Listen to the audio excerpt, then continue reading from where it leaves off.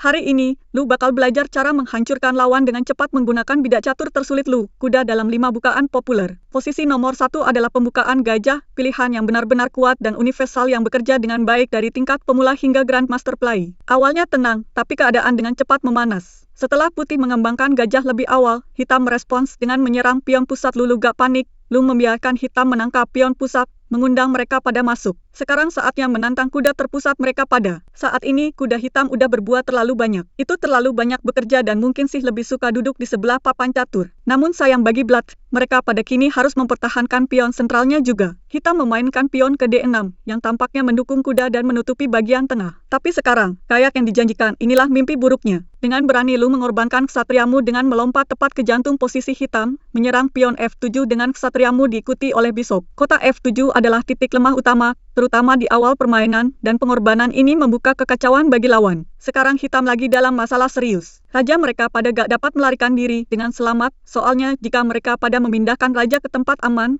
mereka pada bakal kehilangan menteri yang duduk di D8. Tetapi jika mereka pada mencoba untuk melindungi menteri, maka lu cukup mengusir gajah lu. Gajah ini sekarang memberikan tusuk sate, sebuah taktik yang mematikan dan soalnya tusukan itu menteri hitam terjatuh dan dengan itu, seluruh permainan. Pembukaan kedua dalam daftar kami adalah Fina Gambit, garis tajam dan agresif yang sempurna untuk membuat lawan lengah lu dengan berani mengorbankan pion lu.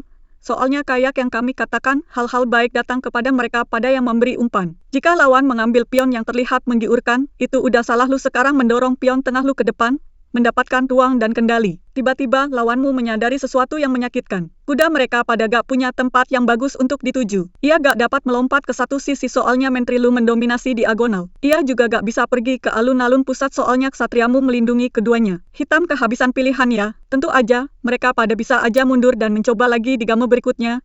Tapi gak semua orang suka menyerah. Jadi mereka pada mungkin sih mencoba melawan dengan memainkan Quento A7, menyematkan pion lu, dan juga memberikan tekanan padanya. Tapi sekarang lu merespon dengan gerakan simetris, menteri ke E2, mempertahankan pion, dan pada saat yang sama, memperbarui seranganmu pada kuda malang yang terjebak. Sekarang sang kuda benar-benar sedih soalnya kehabisan ide, ia mengemasi tasnya dan diam-diam pulang ke rumah. Setelah itu, keluarkan knik lu ke F3, lanjutkan pengembangan lu sementara hitam mulai terlihat buntu mereka pada gak dapat mengembangkan kuda sisi raja mereka pada, yang berarti mereka pada masih jauh dari menyelesaikan pengembangan mereka pada. Jadi apa yang mereka pada lakukan? Tentu aja, mereka pada mungkin sih bakal mencoba menggadaikan ke D6, menawarkan perdagangan gadai. Hal ini juga membuka kemungkinan untuk memperdagangkan menteri, dan mereka pada berharap dapat menyamakan kedudukan ke posisi seimbang. Tapi ini bukan garis biasa lah. Ini adalah variasi mimpi buruk. Sekarang banget lagi kami membawa bidak catur tersulit kami, bishop, untuk melepaskan tekanan. Menteri harus menyingkir ya, tapi kemudian tiba-tiba datanglah shock lu mengorbankan kuda lu tepat di C7 ya. Langkah selanjutnya, cek yang ditemukan. Raja mereka pada lagi diserang, dan dalam kebingungan, lu menangkap menteri dan pergi dengan posisi menang. Yang berikutnya mungkin sih adalah jebakan pembuka catur paling memuaskan yang pernah lu mainkan. Hal ini terjadi pada pembukaan Ponziani nih lu mulai dengan mengendalikan bagian tengah dan memancing lawan lu dengan pion tengah. Biarkan mereka pada menangkap pion itu,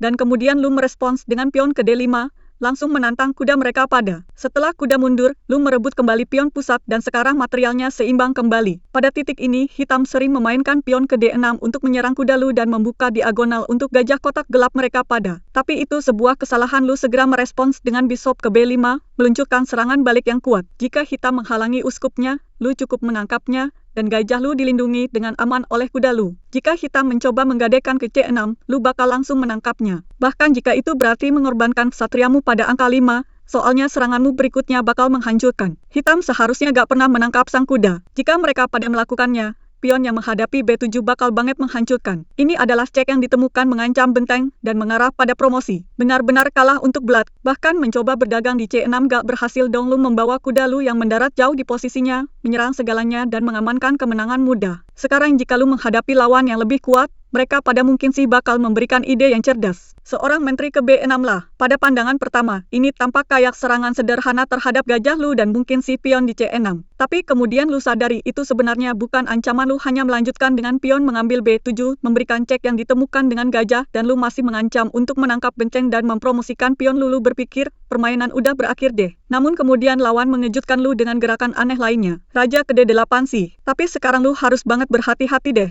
Lawanmu lagi memasang jebakannya, mereka pada menggoda lu untuk menangkap benteng dan mempromosikan pion lu menjadi menteri yang pada pandangan pertama terlihat benar-benar menang. Namun jika lu tertipu itu sebenarnya kesalahan besar. Kenapa? Soalnya setelah lu berpromosi, hitam langsung memainkan Queen menghadapi F2, dan itu skakmat dalam satu gerakan. Makanya gue bilang tadi, Queen to B6 adalah ide yang banget licik dan berbahaya. Jadi, alih-alih berpromosi, langkah yang benar di mari adalah menangkap pion di F7 dengan kuda lu, lalu memberikan cek. Sekarang, berkat gajah lu yang mengendalikan diagonal, Raja Hitam terpaksa pindah ke E7. Dan inilah pukulan terakhirnya lu membawa kuda ketiga lu dong. Ya, yang ketiga. Ia melompat ke posisinya dengan garpu kerajaan, menyerang raja dan menteri pada saat yang bersamaan. Pada titik ini, permainan udah berakhir nih, lu menang dengan pasti sih. Kali ini, lu bermain sebagai hitam, dan jebakan terbuka melawan salah satu bukaan paling terkenal dalam catur, Ruy Lopez. Lu memulai dengan solid, mengembangkan karya lu secara alami. Tapi kemudian, tiba-tiba, lu melompati kuda sisi raja lu ke depan ke G4 yang langsung menciptakan ketegangan. Uhite melihat sang kuda dan memutuskan untuk mengejarnya. Saat itulah lu menyerang dengan gerakan cerdas, menggadaikan ke H5. Ini adalah perangkap alat pancing klasik. Sebuah ide kuno namun hingga saat ini ternyata banget efektif. Faktanya, itu masih merupakan langkah Uhite yang paling umum dalam posisi ini untuk menangkap Knight yang tampaknya lepas di G4. Tapi ternyata itu adalah kesalahan besar. Kuda itu berkalori tinggi, penuh dengan racun taktis sih. Setelah lu merebut kembali pion H,